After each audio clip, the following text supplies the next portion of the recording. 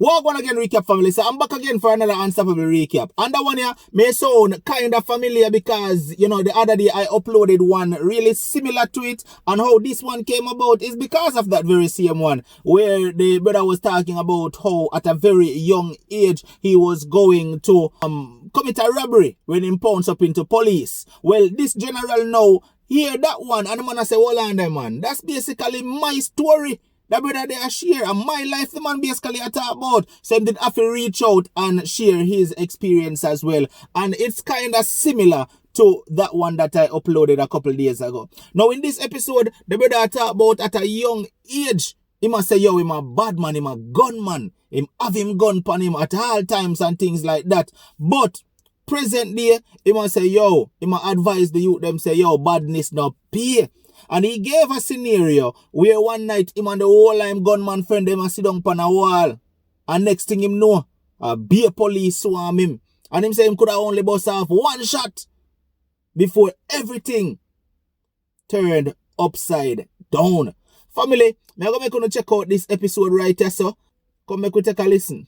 I was only 13 years of age when I myself actually began to start hold the gun.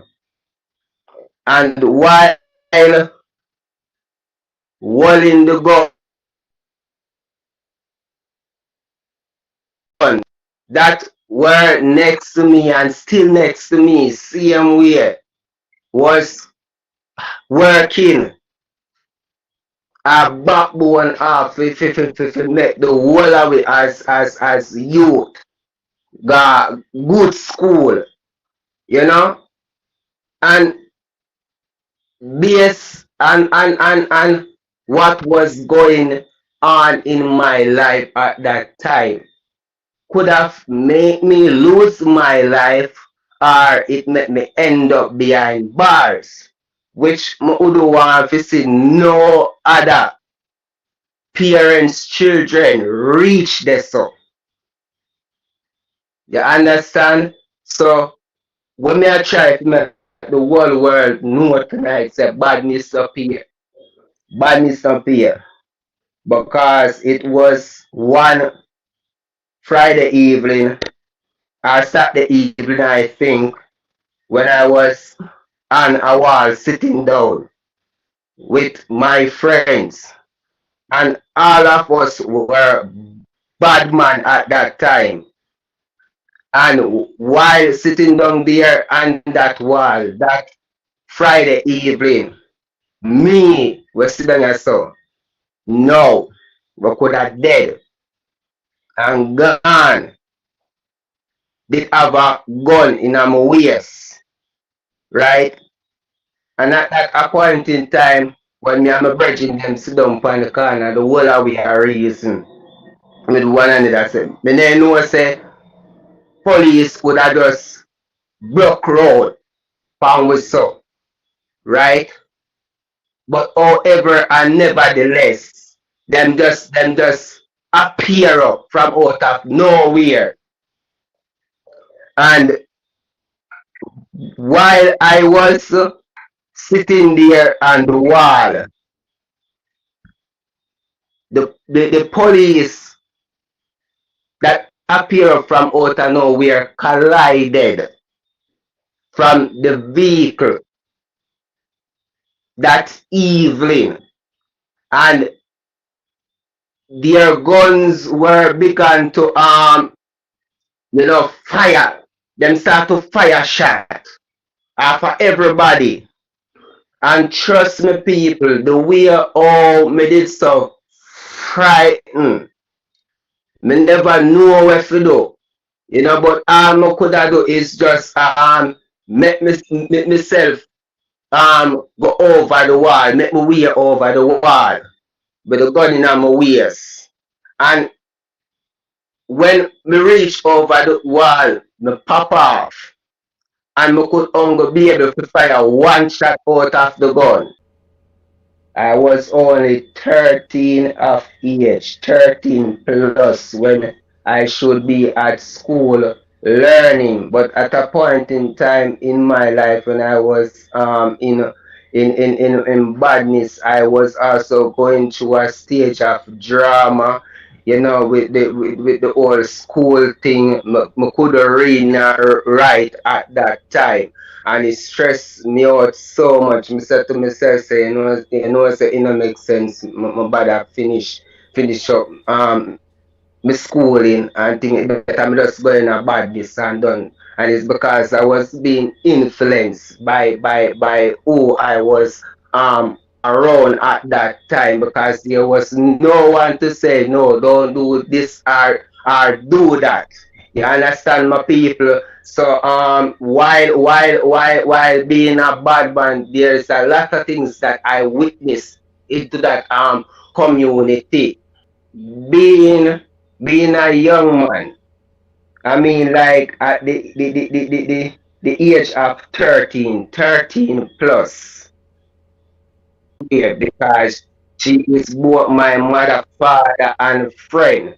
You know, so she try to do every little thing, you know, to make me as a young man come from out of bodies, but me just decide myself, so me I go continue to bad. You know, because I just want people them to understand what crime and violence can lead people into worse.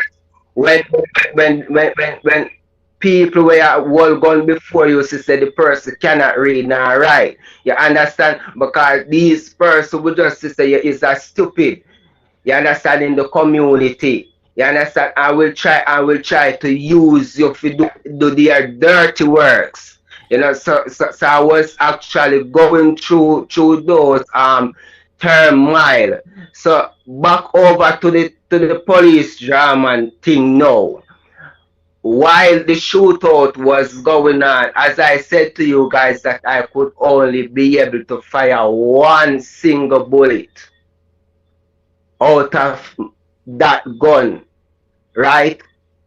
And when I fired that bullet, I began to start to get nervous because I was hearing all kind of different gun from different angles, shots being fired, people being running up and down in the community, people get shot up and all sorts. And the only thing I could hear in my voice was the mercy of God speaking to me. And that voice had said to me that I must take through the back fence. And I said to myself, I don't see where there is a back fence, and it's like the Holy Spirit just lead me away from all that chaos. And when I reached out on the main road, I realized that all my friends were left behind and I was alone on that main road. And I never enter back road to that community until I know when the ghost is clear.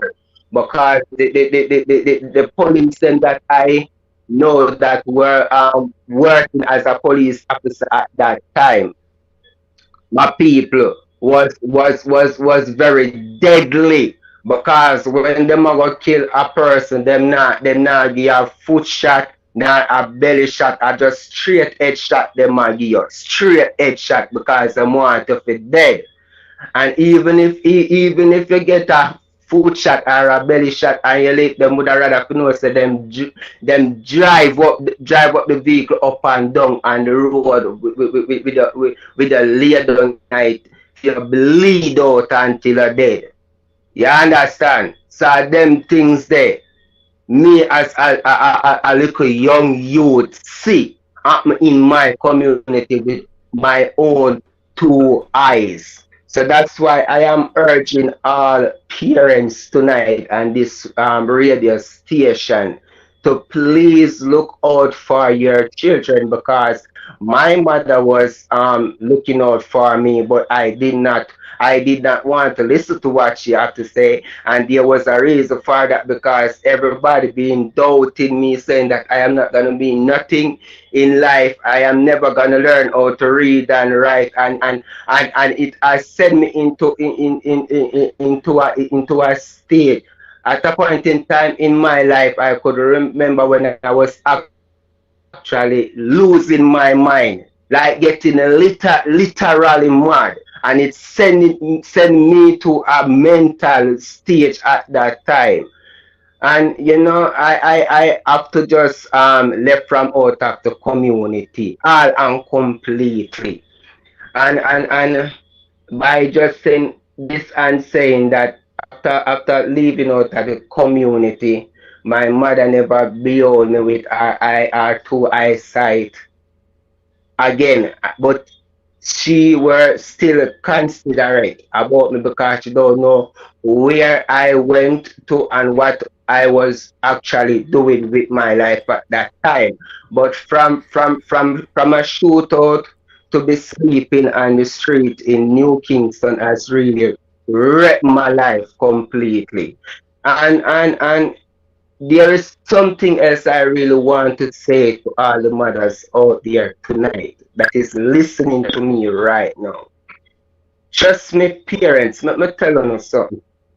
It is a blessing to have children, right? A blessing to have children. But when you are poor and don't have the resource to make your children become someone in life, please don't be ignorant with them. Just try and cope with life, because material things is not hard, because my mother is not a rich person, but she try to do her best to make things work where we as our children is concerned. But let me just speak a little about the living on the street. Living on the street for almost quite some time, long period of time now. Make me literally become insane. Me never know myself, me never know who me is, what I was doing to myself at that time. Before you jump to this, so let me ask you another question. Um, During the shootout between you and the police, right? Yeah. You escaped, but what did you do with the gun when you had to run from the police? Whatever happened to the gun? I threw away the gun in the yard and fled away. I left the gun, but the owner for the gun did find the gun afterwards, Mm. because at a point in time I did come back in the community, because my mother was really concerned about me, and by me living in and New Kingston Street, my life story did not end there, because I pounced upon many sexual predator that would want to do things with me. And these people were notorious killers. Those people that you see are sexual predator were notorious killers, right? And just because I have faith and believe that my God will protect me along the way, I did not get caught up in any of that act. But I can understand what people is saying about sexual predators, because there's a lot of sexual predators out there, and these parents have to start to look out for their children, because when them see them coming from school a cry, they don't know what is going on in the back of their mind. They just began to start to lick and lick and lick and don't ask question, because there must be something that happened to them at school or on the street while they're coming inside from school crying. So it's good to ask question, because I have seen where many young young boys and young women as literally become lesbians and gays on the street, and it's true because them parents put them out because of one misunderstood and understood, right? And I and them used to reason on the corner. The all of us sit down and the bank step there. I don't remember the name of the bank now, but there is a bank in New Kingston where we and them as group of young people used to hang out at night, and we have conversation that is very much interested.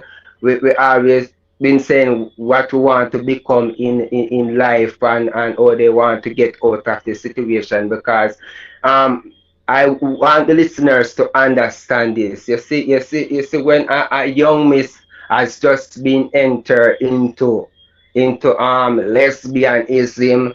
There are people that have literal sex with women, walk with gun as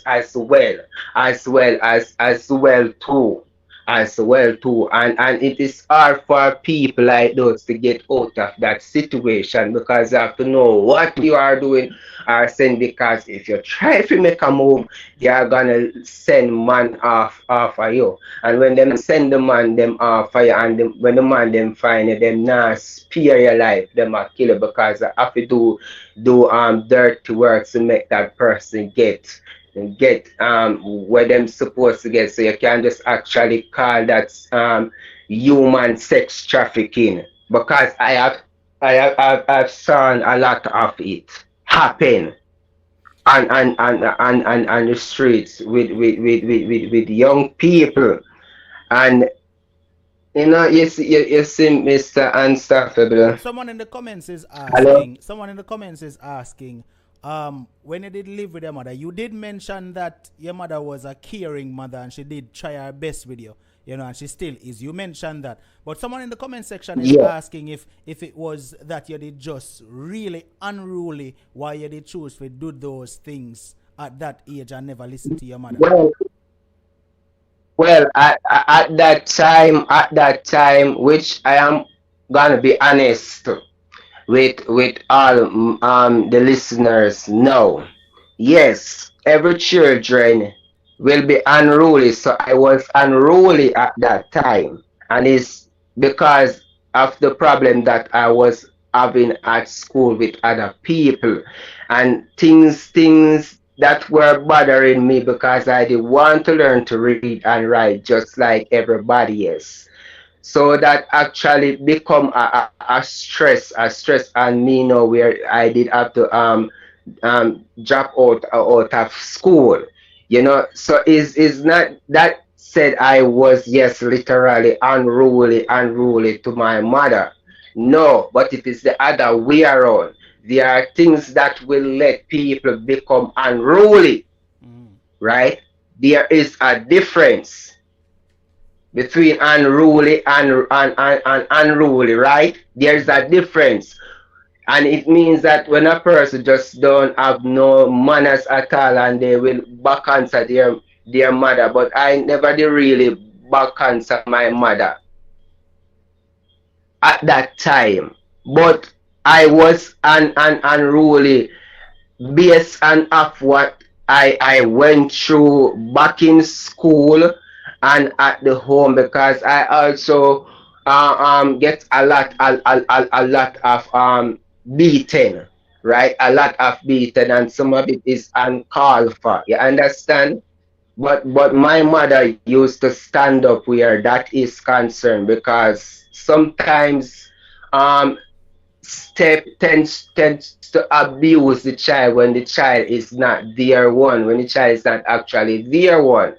And when the step don't actually give the child a chance to have that respect for him, then what you think is gonna become of that child? That child is gonna become mentally disturbed, and would want to go out of the way to do things to make their parents stress about the matter. So there is different situation right? There's a lot of different situations coming from this angle because my life story is one story I would not want anybody to hear and let their child go through it because I know for a fact that some parents would not let a man abuse their child, just keep on abusing their child, whether if it's his or not his ones. No parents would not allow that. They would not stand there with their hands full behind them, watching a stepfather abusing their child for nothing. Because when I was young, I was literally being fatigued, and even if my mom could not understand what was really going on where that situation is concerned, because some stepfather just tends to abuse children. So you run out of the community after the shootout with the police because you get scared for your life. Um, Yes, that's true. you you went to New Kingston. You was living in the New Kingston area upon the street, right? Yes. Now, while Yeah, you yeah. were there, you said you encountered a lot of other street youths who was going through a lot of things and on share stories together about what them I got through and what you went through, and you say a lot of predators and stuff was there, targeting the youth them on the street and stuff like that. Now, tell me, how long were you on the street for before you went back home? Well, you could have to just say back in those days when I was on the street, 1 year, 1 year. I was actually living on the street for 1 year. And how were you fending for No. yourself? How were you finding food? What were you doing? Well, at a point in time in my life, I would have to be washing many car glass window.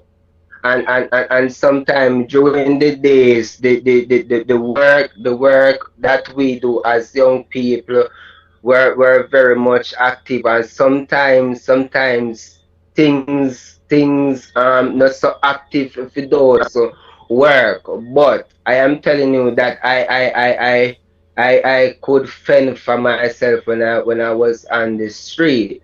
And while being on the street, it has helped me to learn a lot of things in life, and that's why I can understand when I see someone else is going through struggles, and they come out on the radio station to express their feelings to the public and to let other people know that it's not good for parents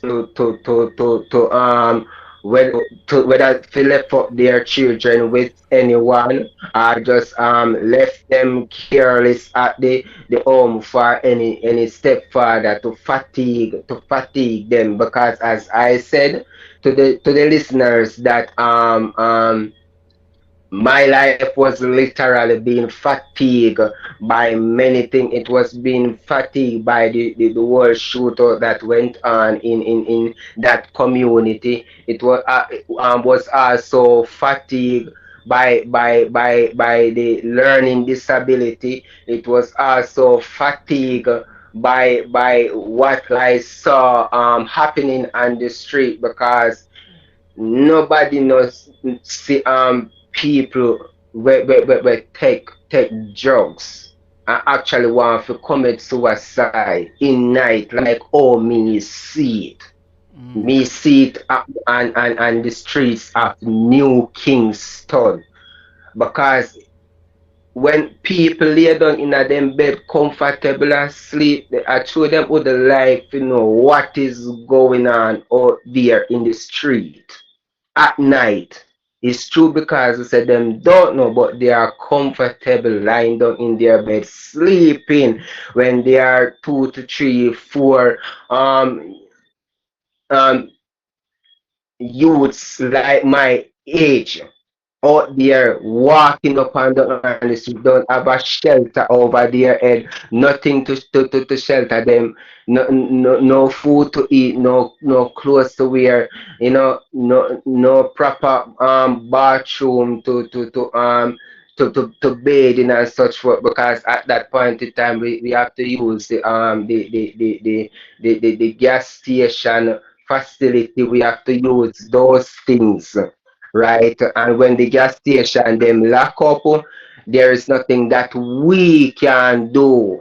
You understand, to get access to the facilities, right? So we'd have to wait until the next morning.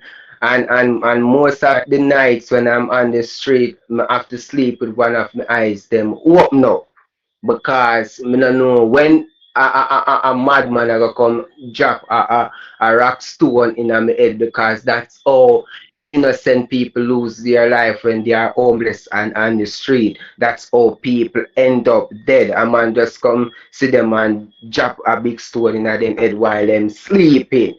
You understand? So I am telling the listeners that the struggle is real, because you might be in your home comfortable sleeping, but out there so on the street we are thousands, literally thousands of young people that are homeless and living in and is going through a lot of turmoil, and that's why I don't really want any parents' children to end up there. So which I don't want to blame nothing on my mother, because she was there for me, but it seems like part of me were being missing, and that part has something to do with my dreams. So that means I and my dreams were totally being crushed at that time, and it wasn't no one fault.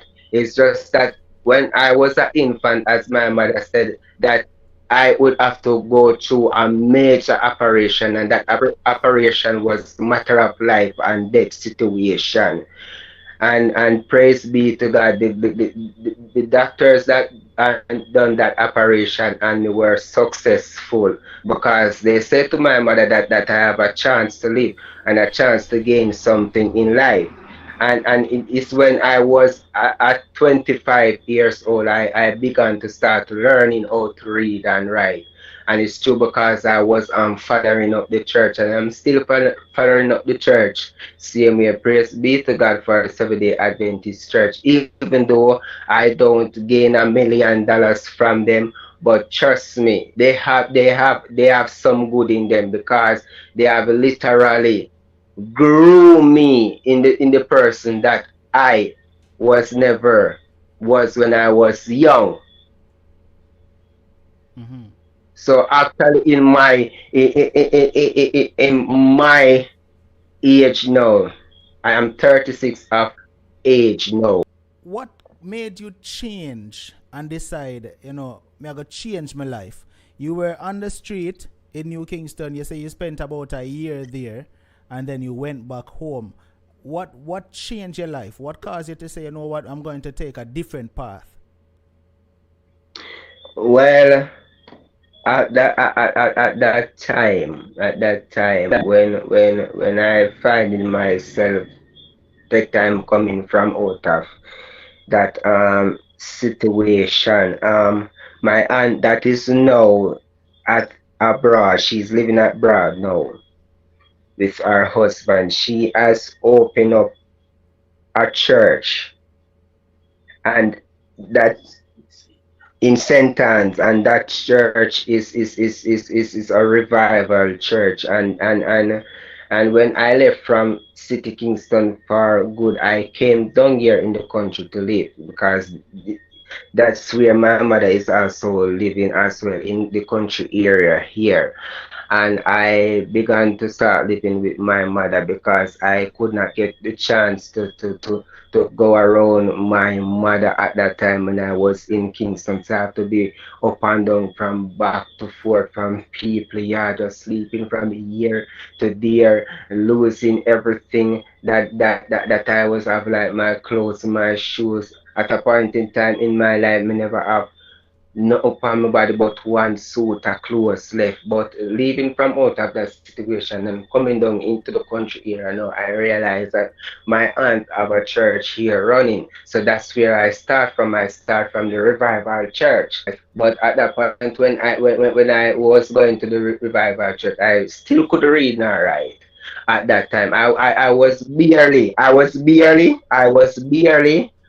reciting something, but I wasn't brilliant in it, like oh, some people brilliant in them academics. No, but I could barely recite something, but me still could demonstrate and the Bible scriptures. So one night while sleeping, I got a vision from the Lord, and I want for those that are Christian who are listening to me now, and even the unsafe people them that are listening to me now, to just take this testimony as an example for themselves, to know that God is literally real. And just like oh, he pulled me from out of this struggle, he can take anyone from out of this situation, because my surgery wasn't an easy one.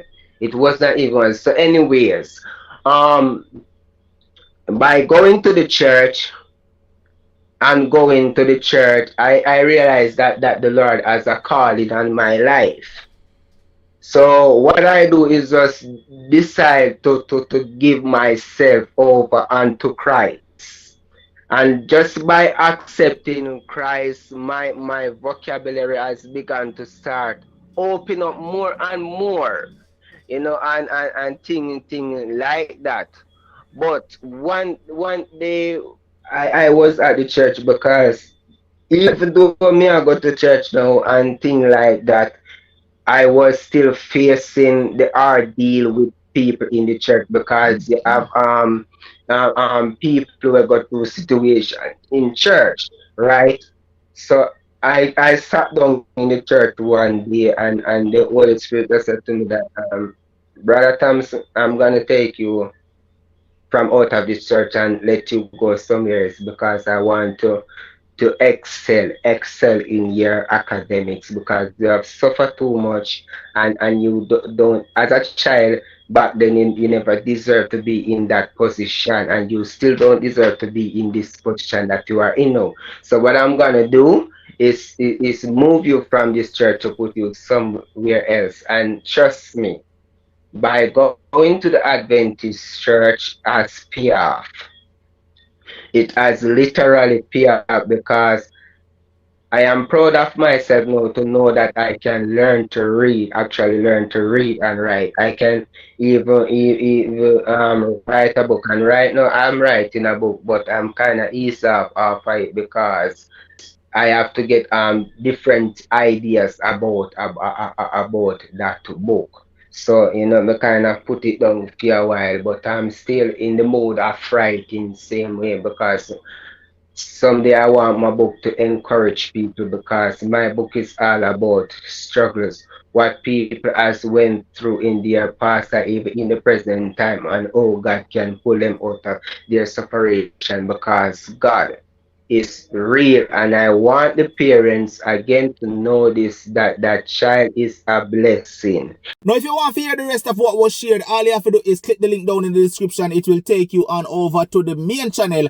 Unstoppable Live, where you can actually listen to everything that was shared in its entirety. Now, when you go over there, remember to hit that subscribe button, hit that notification bell, and turn on all. So once we go live, you will be notified. And remember, hit the subscribe button right here up on the recap channel as well. And if you're over there, watch on Facebook, click that follow button. It would be appreciated. Listen me, until the next Unstoppable recap, stay strong, stay motivated, but most of all, remain unstoppable. Unstoppable. Unstoppable youth. Unstoppable youth.